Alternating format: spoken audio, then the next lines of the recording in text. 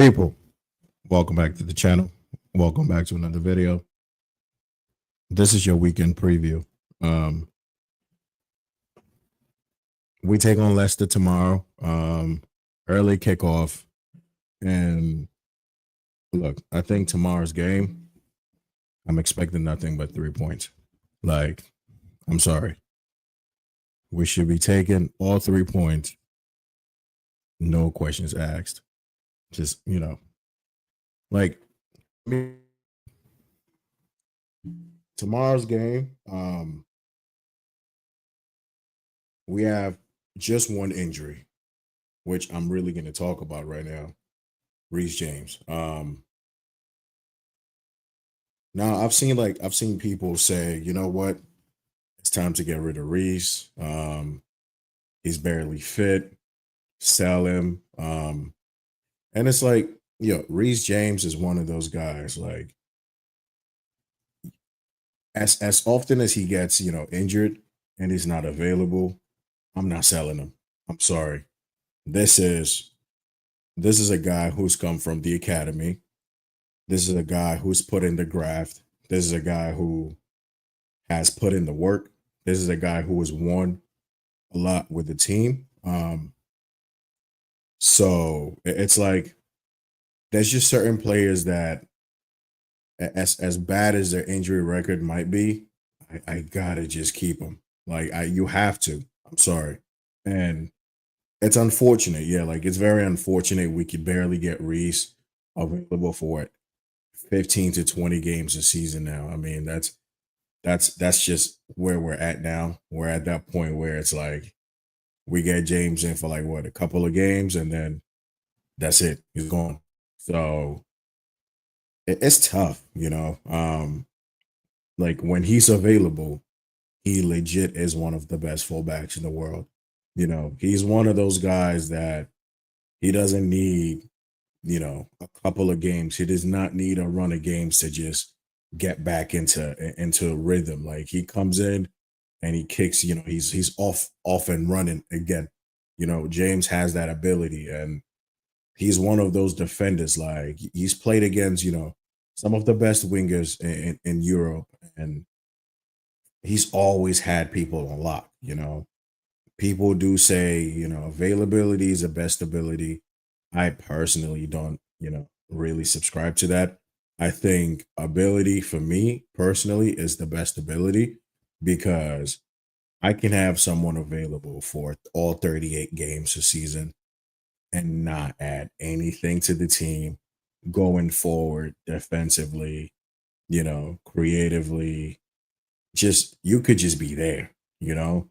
Or you can have someone who will give you 18 games a season, 20 games a season, and just give you improvements, stats, goals, assists, just make your team better.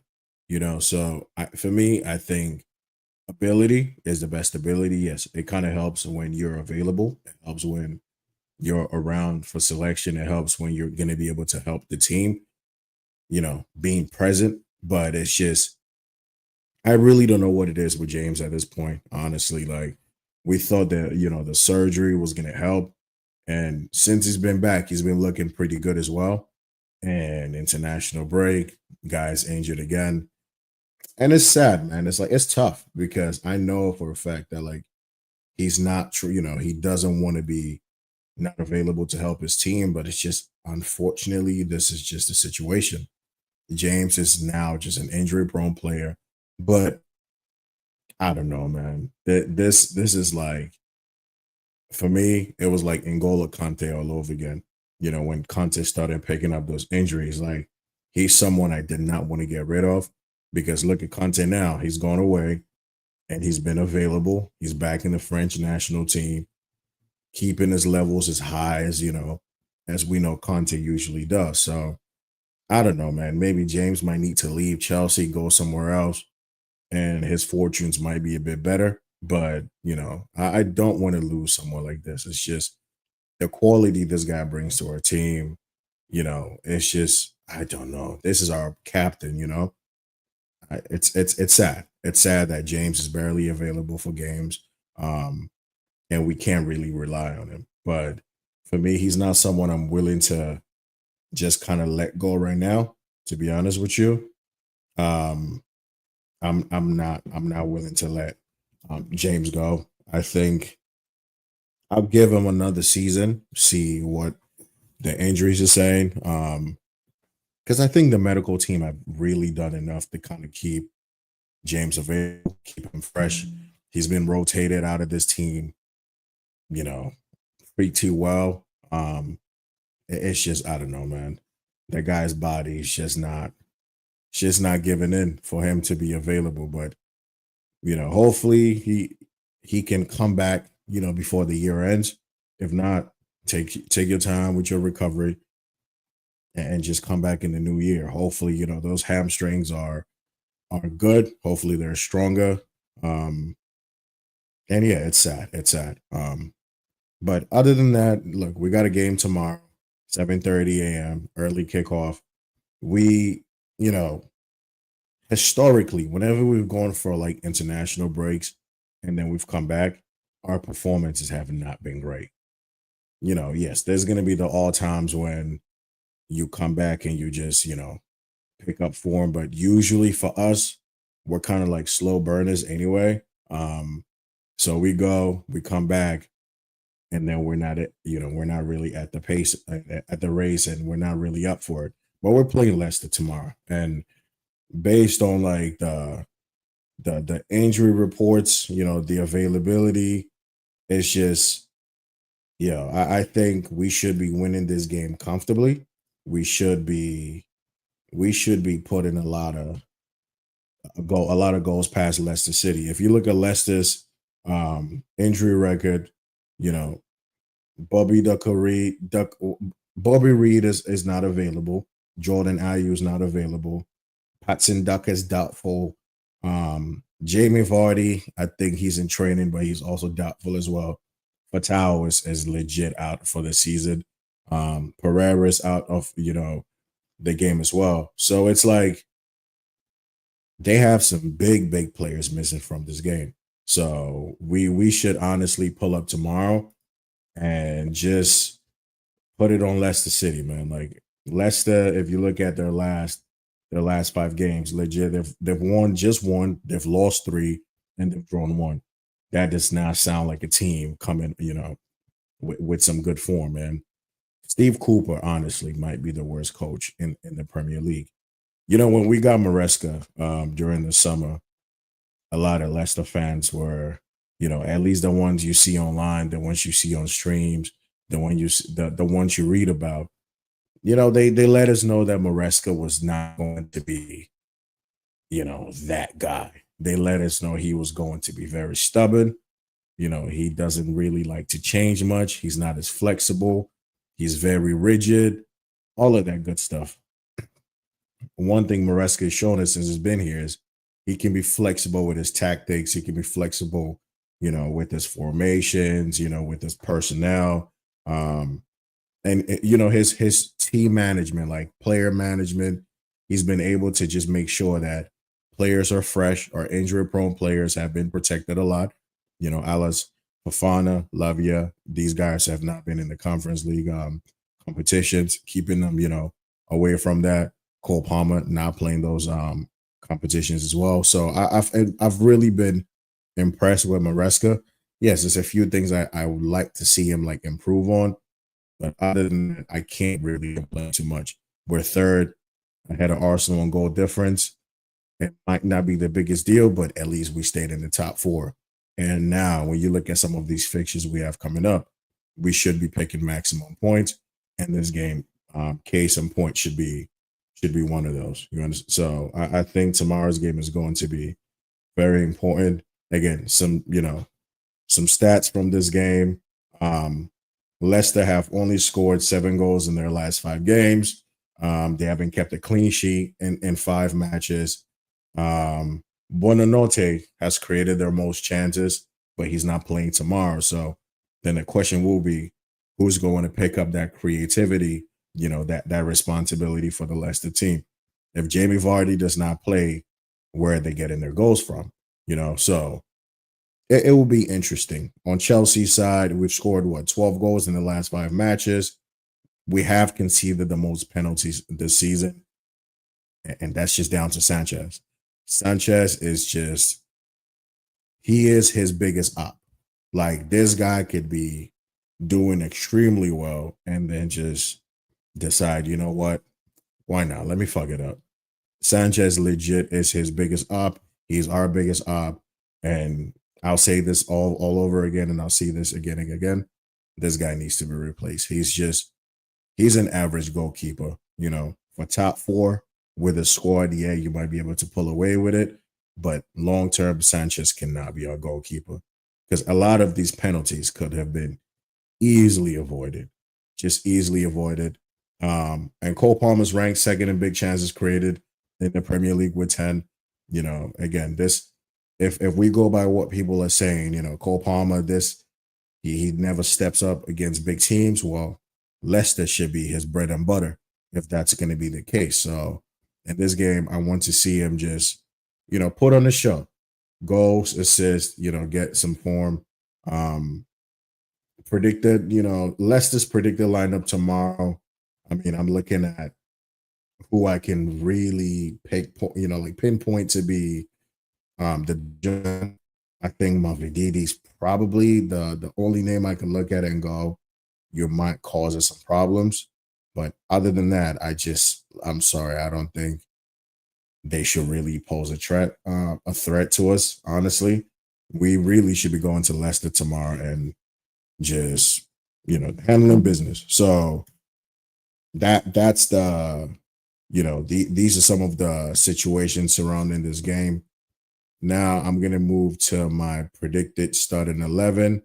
I'm gonna bring this on the screen as I go through this. I'll tell you why I'm going down this route, why I'm picking who I'm picking. Um, so let me 1 second. Let me just do my lineup builder. Give me 1 second, people. I'll tell you why I feel these players should start. Um, there's certain people I don't want to see in the starting lineup tomorrow. I think we're still going to see them anyway because Maresca just is. I've seen that this guy is kind of stubborn, and he has his favorites somewhat. So he's just going to just keep playing these people. For me tomorrow, Sanchez would have been playing. It would have been Jorgensen, but I just see Sanchez still playing in this game. Um, I see him still playing this game, so I'm just gonna go with him. Eventually, he's gonna do something that will cost us big points. And what's going on? Give me a second.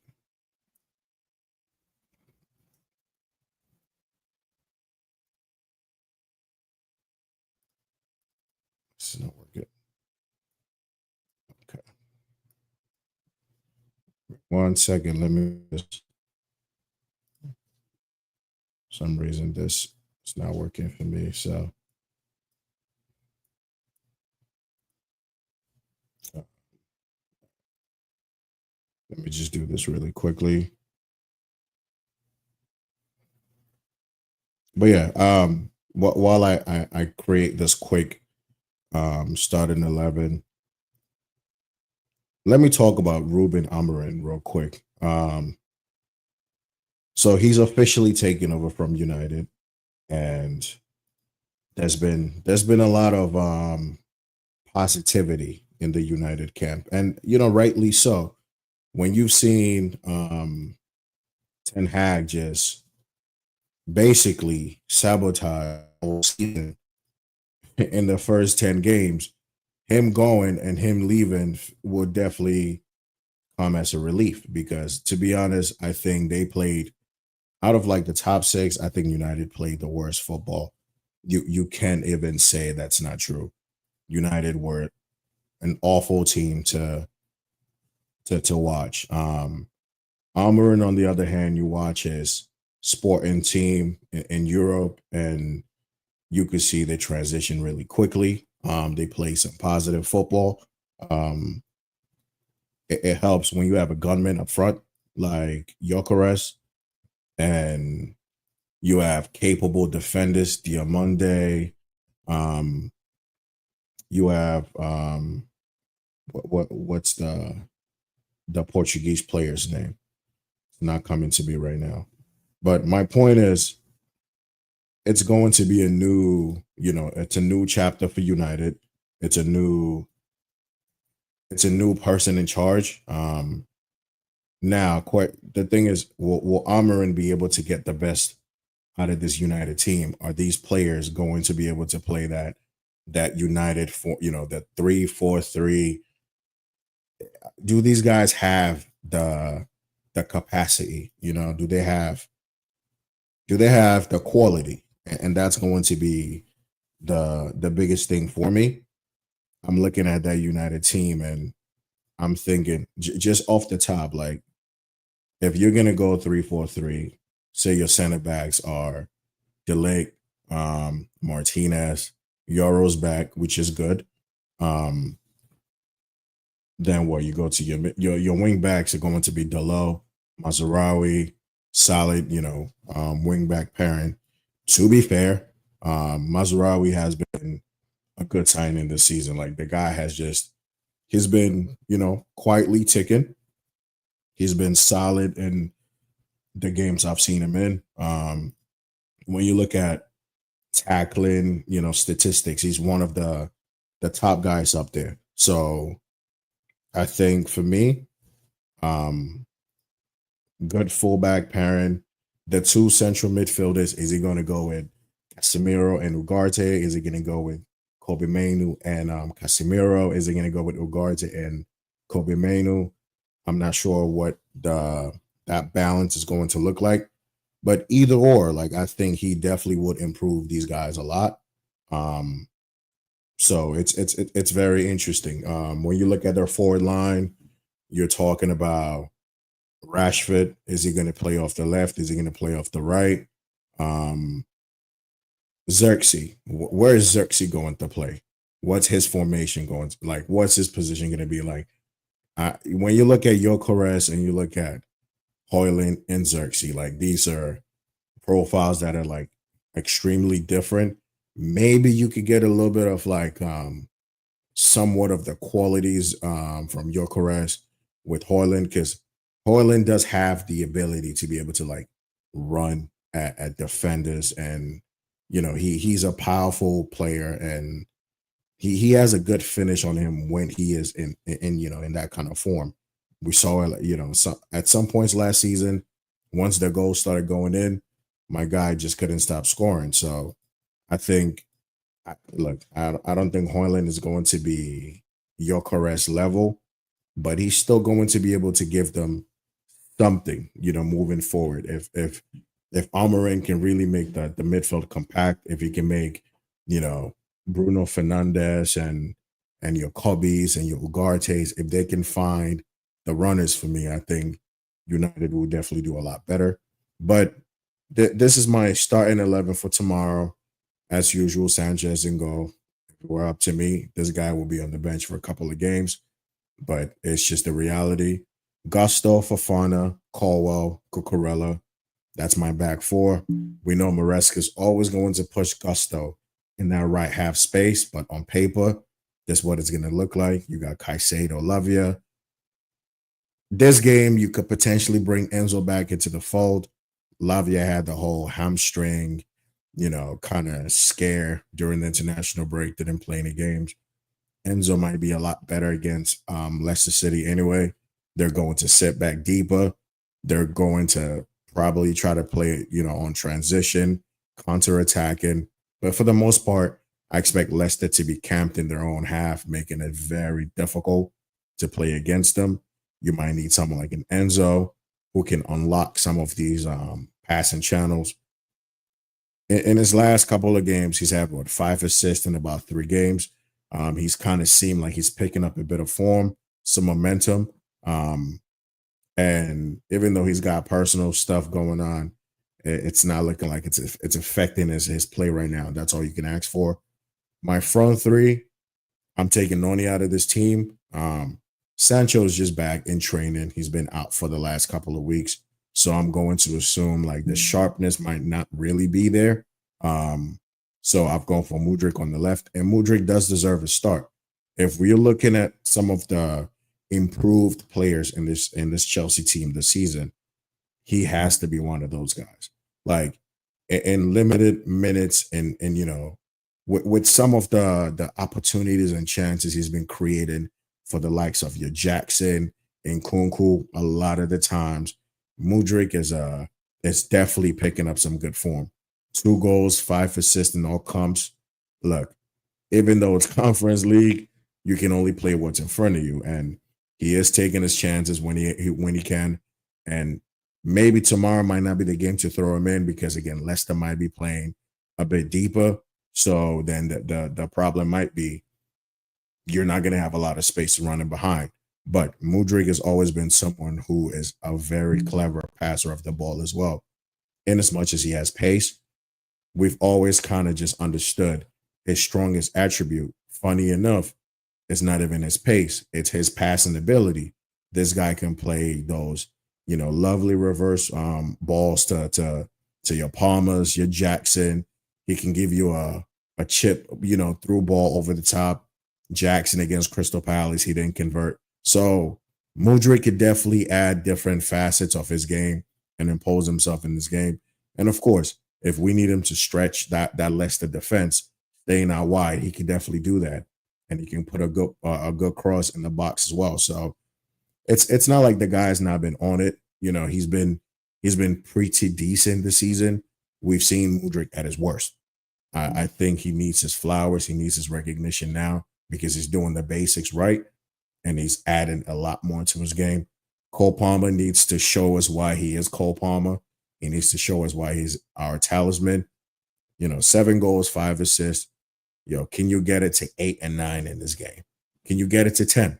Let's see what you can do. How many assists can you give? Can you be creative in this game? One of our complaints again this season has been Gusto occupying those, channels that Palmer typically would occupy. Palmer cutting in on his left foot is pretty cash money. Like it's on the money, but he's being forced a bit to the left.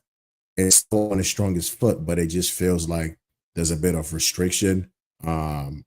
He still has freedom, but for me, I just feel like those areas Gusto be kind of just finding himself in. That's where I like to see Palmer thrive and do a lot of damage. But for right now, Maresca seems like he's going to persist with this whole Gusto in the pocket, Palmer on the left. So we just rock with it. Pedro Neto, I haven't seen him a lot of like the training videos today and the pictures, but Maresca did say only James was not available. So fingers crossed, Neto is available to play. Jackson up front. I think Noni definitely look. I think in the last couple of games, he's not really been on it. And it's only fair that other people also have an opportunity to stake a claim for that position. You've had your run, you haven't really taken it. I want to see Neto in the squad. I want to see what Neto can do. So that is my team for tomorrow. If you ask me what my prediction is going to be, I'm going to hold off on it till I do the weekend score previews, and then you're going to see my prediction for this game. But again, tomorrow, if the game is not going well for us, you can always expect to see, Noni off the bench, Nkunku off the bench, Joao Felix off the bench. You might even see Enzo come on. Is he going to take Chukwuemeka? We don't know. Is Dewsbury all going to be in the team? I mean, we're just stacked.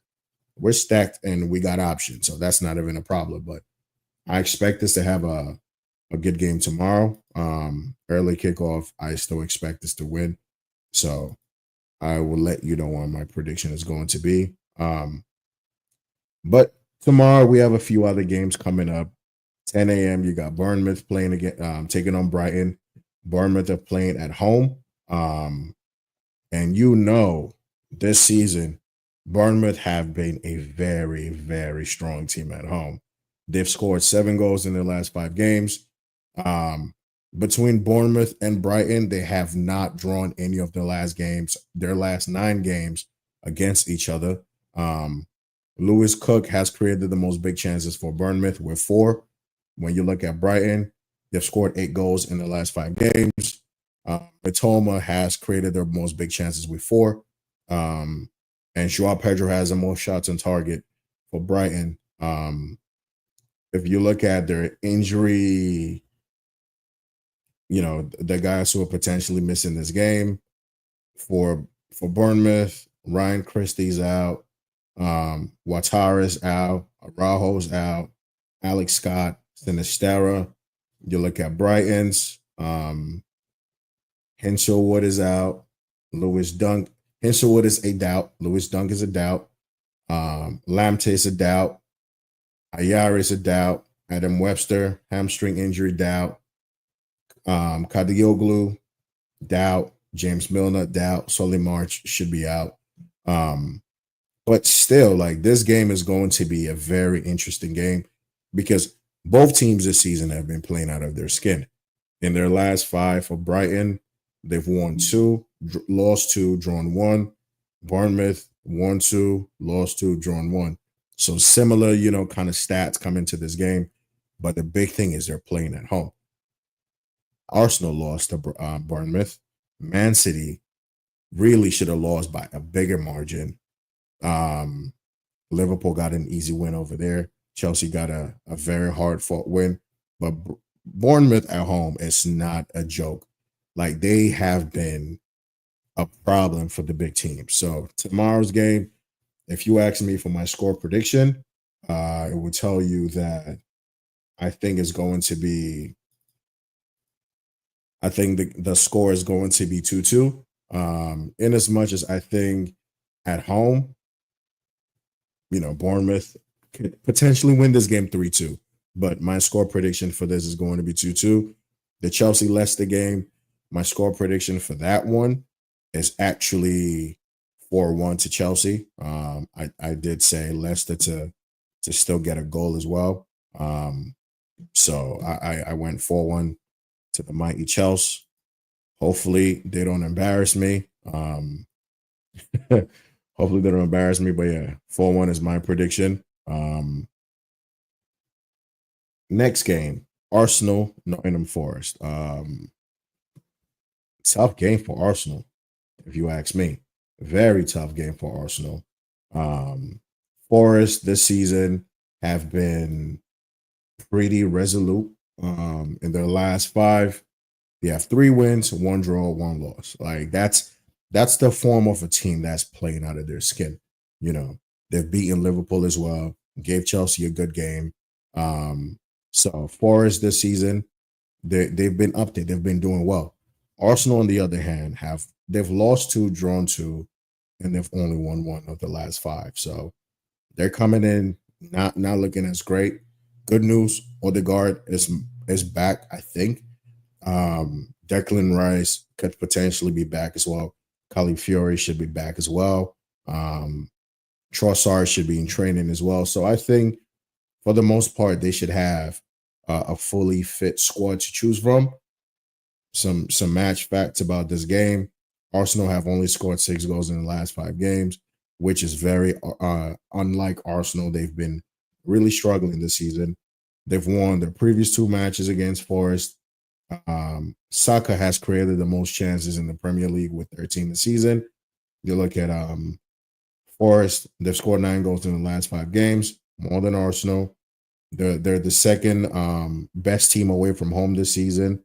I'm not surprised. They have a very strong defense as well. And Sosa has the most shots on target per match for Forest. But this game at the Emirates, look, I think as well as Forest have been playing, I'm gonna go with Arsenal, kind of holding Forest out. I wanted to do a sneaky 2-1 to Arsenal, but I feel like this game could really end in a 1-1 draw. Forest are no slouches. From set pieces, they're very dangerous. Arsenal, I believe, have conceded the most goals from set pieces this season, and they've only scored like 1 or 2. So they're not even being masters at, that one thing that we thought has been their strength. So again, 1-0 this game. Next game, Villa, Crystal Palace. I'm gonna go with an easy 3-1 to Villa. I don't see Palace really laying the glove on Villa, to be honest with you. Villa are going to just actually I'm gonna go 3-0. 3-0 to Villa. I don't know who's going to get the goals for Palace.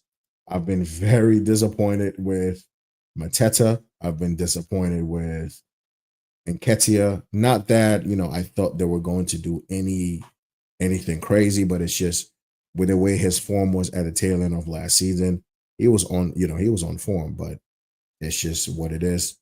Some match facts. Villa have scored 3 goals in their last 5 games, which ain't the best. They haven't scored in the last 2 matches. They haven't won a match in 5 attempts. Palace, on the other hand, 5 goals in the last 5. Palace have won the previous 2 against Villa.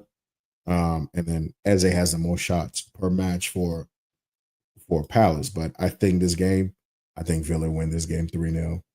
Villa have been good. They've been good with at least in the Champions League, they've been good. Their last 5 games, however, just tell a different picture.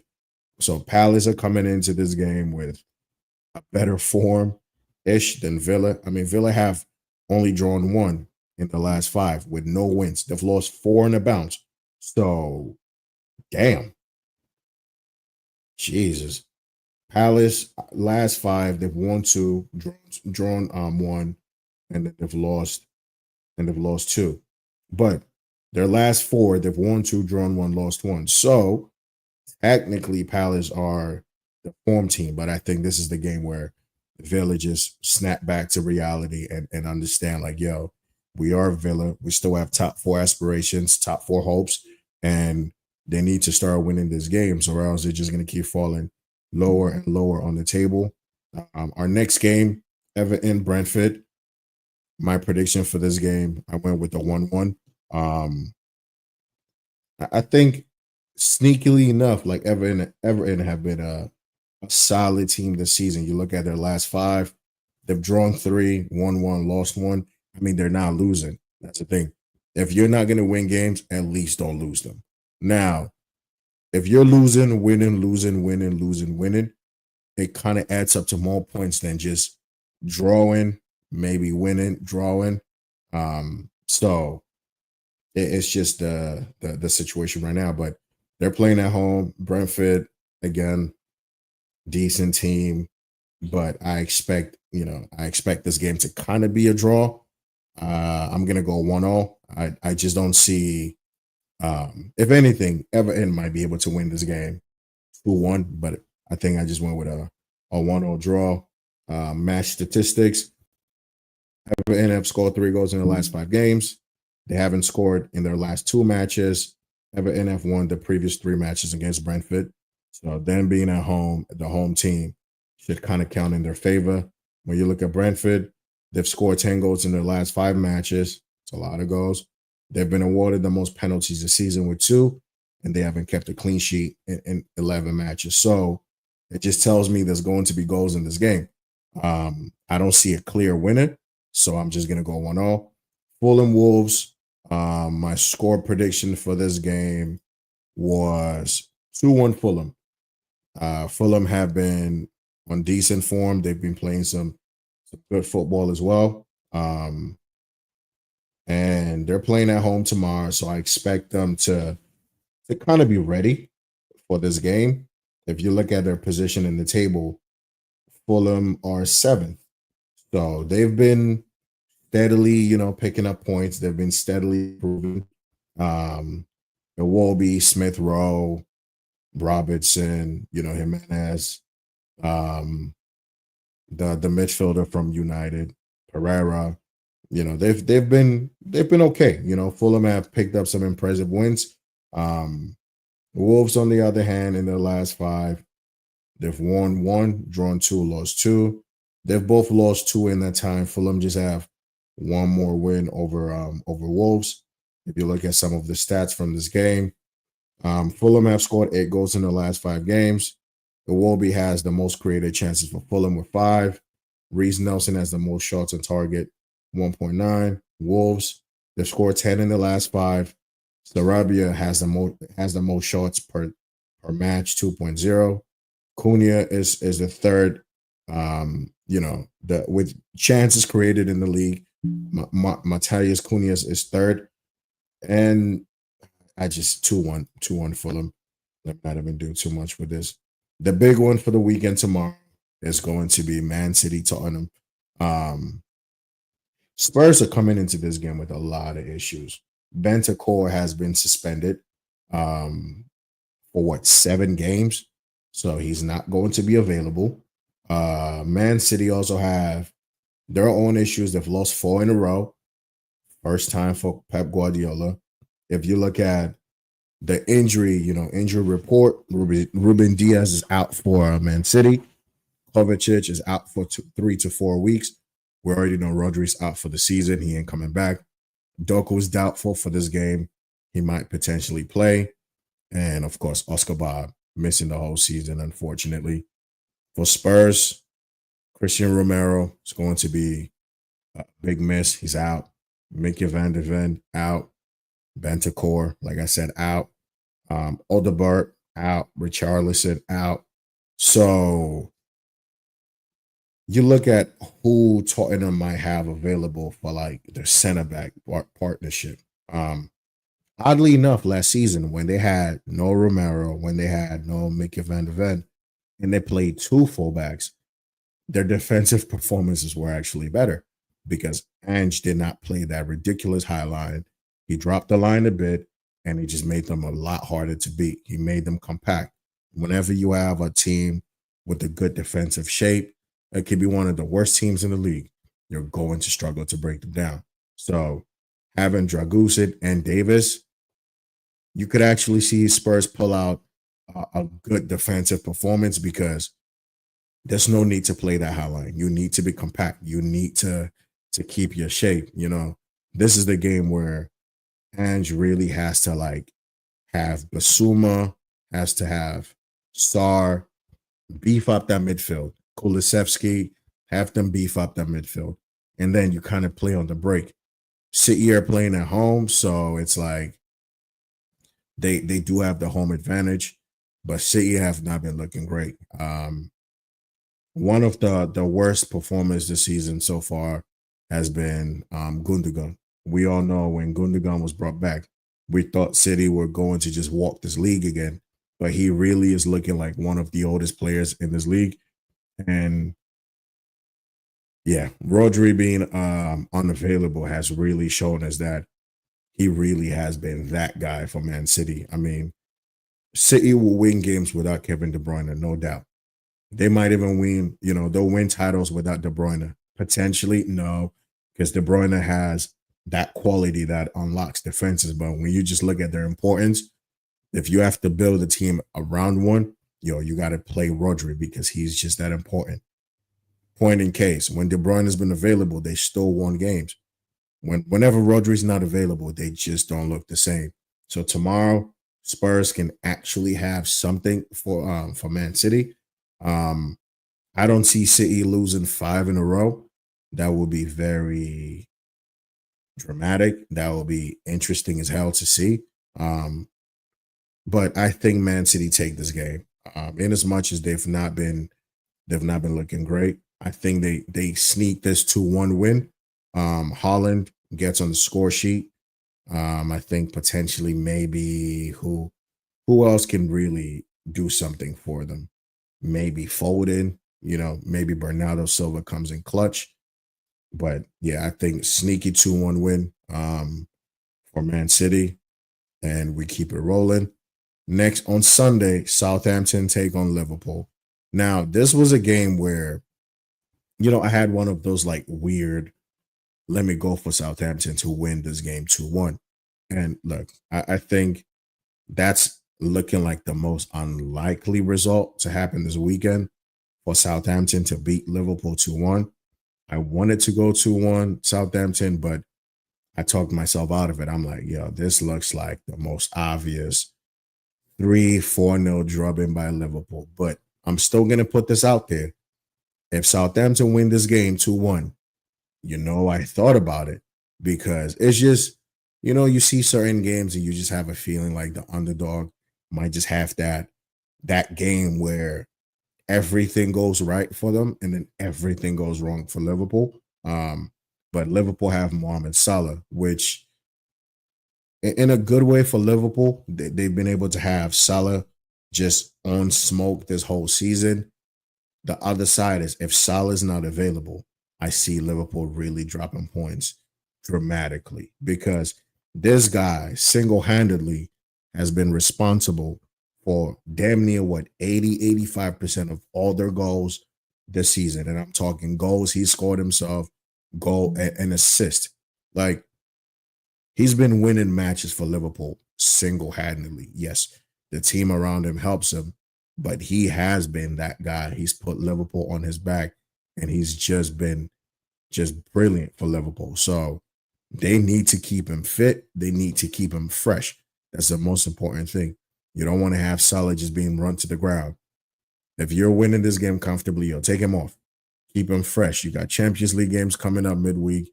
You got the Christmas fixtures that are going to be what a game every 3 days. So Liverpool definitely need to wrap Salah in some cotton wool, because he is their most important player right now. And honestly, he's been winning games for them. The only reason I believe they're where they're at right now is because of Mohamed Salah. The performances against what Brighton, even in the Champions League against Leverkusen, it's just the guy is just doing solid things. And I still, again, for me, I still think Hazard was a better player than Mohamed Salah. Salah has been consistent. I'm always going to take Hazard, not because I'm a Chelsea fan, but I'm praising the guy because his level of consistency has been ridiculous, man. He's kept his levels really high, and I got nothing but praise for Salah. So tomorrow's game, like I said, 3-0 Liverpool. I thought about going 2-1 to the Saints, but I'll be a crazy person to think that, which I've had these moments sometimes this season where I've gone for the less likelier score line, and it's been a hit. So again, I'm saying 3-0 Liverpool, but my heart is telling me 2-1 Southampton. So we move. Ipswich and United. Honestly, I think this game is going to be one of the most watched games this weekend. Not because it's a special game, not because both teams are like in great form or nothing like that. It's just the whole Almiron situation. First game in charge. We want to see how this guy performs. We want to see the manager bounce. We want to see the tactics. We want to see how he has these guys playing. I'm very curious to see that as well, because we got to see it, man. Are these United players just not good enough, or was Ten Hag really that much of a problem? Which I think Ten Hag really much was a problem, but it will be very interesting. I think this game, honestly, will be one of the most watched games this weekend. No cap. And it's not even like a big game, but just all of these, factors coming into this game. If you look at injuries and people who are not available for Ipswich, they're playing at home. Ogbene is not playing. Greaves ain't available. Calvin Phillips, honestly, should just be sent back to Man City. Broadhead, Burns, United, Harry Maguire is unavailable. Kobe Mino, again, I seen him in some of like the training pictures and the videos. He might be available, maybe off the bench. Lenny Euro, he's just back in training. I don't see him coming back for till maybe like mid-December, ending of December. Martinez, he should be available. He's doubtful, but I think if he's fit, he plays. Luke Shaw's out. Malacia, I don't know. I've seen him in some of the videos as well, but I just don't know what's happening with Malacia, to be honest with you. So this game should be interesting. Some of the quotes from Ruben Amorim. He said he believes he's the right guy at the right time to turn Man United's fortunes around, which is big words. These are confident words. These are when Ten Hag came over and he said, um, almost like, what was it? Was it legacies end or some shit like that? He said some nonsense like that. Eras come to an end. I think that's what Ten Hag said. But this guy's going with, I believe I'm the right guy for this job. I believe in my abilities. I'm not going to talk too much. I'm just going to, just do what I need to do. So, some match stats from this game. Ipswich have scored 7 in the last 5 games. They have no clean sheets in 7. And Murich is ranked second in saves per match in the competition this season. Um, and to be fair, like Muric is just he's had some games where he's looked really good, and then he's had some games where he's been very poor. Um, when it comes to United, they've scored 12 goals in the last 5 matches. I think they're still on like negative goal difference, which is just crazy to me. Um, Bruno Fernandez has the most big chances for United, and Garnacho has the most shots on target for United. So this game, like I said, I think a lot of people are going to be watching it. People are going to just want to see what's happening. My score prediction for this game, I'm going to go with a United win. Don't be surprised if Ipswich actually beat them, but it's just with the manager bounce, the good feel factor, like everybody's going to want to run through a brick wall for Amarit, at least for the first month or so. You're going to see improved performances from your Rashfords. You're going to see Garnacho probably looking like a good player. You might even see Anthony playing as a wingback. You never know. Garnacho might be playing as a wingback. Fernandez might be playing as an inside forward. Is Amad Diallo going to get some starts in this United team? Where does Xerxes play? It's just a lot of like intangibles, a lot of like ifs, maybes, buts. But Sunday will definitely tell us a lot that we need to know. I'm going to go Ipswich 2-1. And then the final game of the weekend, you got Newcastle taking on West Ham. Newcastle, honestly, ever since they beat Chelsea in the League Cup game, they've been on good form. They've won the last 3. They beat us, they beat Arsenal, and they beat Forest comfortably away from home, which was such an impressive result. Isak back in form, back on the goal sheet. Anthony Gordon doing his thing. Joe Linton doing his thing. Lewis Hall has been very impressive this season. We've always known that Lewis Hall has that ability. He has the capability. He has the quality. Livermore on the other side. I mean, this is Cobham at its finest, but these guys are good fullbacks. And Newcastle are going to be the beneficiaries for a very, very long time. Some match stats. Newcastle have scored 7 goals in the last 5 matches. Newcastle have not lost to West Ham in the last 5. Anthony Gordon has the most big chances created for Newcastle with 3. When you look at West Ham, they've scored 7 in the last 5. They've been awarded the most penalties this season with 2, and they haven't scored in the last 2. When you look at injury concerns, Newcastle, Byrne might not be available. Wilson is doubtful. Kraft, doubtful. Lascelles, Trippier, and Botman. Kudus has been suspended. What was it, 7 games or something like that for, just swinging an arm, slapping the crap out of Spurs players. And I think West Ham are not going to be a match for Newcastle tomorrow. I see this game being a comfortable. I gave West Ham a go, but that might not even be a reality. But I went 3-1 to Newcastle. I mean, I see West Ham potentially getting a goal, but that's about it. And that wraps up the Chelsea Leicester preview weekend score predictions. But yeah, hop in the comments. Let me know what you think. Do you agree with the starting 11 for Chelsea? What's your point of view on this whole Reece James thing? Like, do you think we should just get rid? What do you like? Do you think the guy is just past his prime and just we're never going to see Reece James, just play freely again? like I've said, if I can get Reece James for like 18 to 20 games a season with the way his body's failing him now, I'll take it. I'll take 20 games a season, but I just don't know. So hop in the comments, let me know how you feel about it. Do you think we're gonna win tomorrow? I sure hope we do. That, like I said, these are the games coming up that we should be just comfortably winning these games, you know, and just getting maximum points before the hard runs come again. Um, how do you feel about United's chances as well? I think we're going to see an upturn in United's fortunes. I think they're going to definitely step it up. Amarin is going to come in, stamp his authority on this team. If you're not good enough, you're probably not playing. Spurs, City, let me know how you feel. If this is your first time coming across my content, coming across the channel, check out the other videos, see how you feel.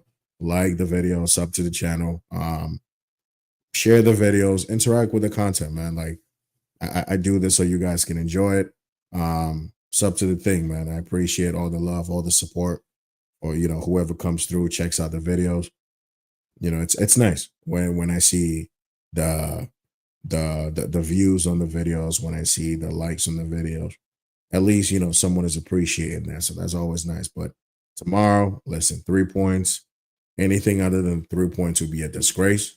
And I like to see some Cole Palmer coldness again, man. The guy's been lukewarm recently, and hopefully he's been put back in the freezer because it's getting real cold outside. So we're gonna have to see what you do. But people, I'll see you in the next one. Peace.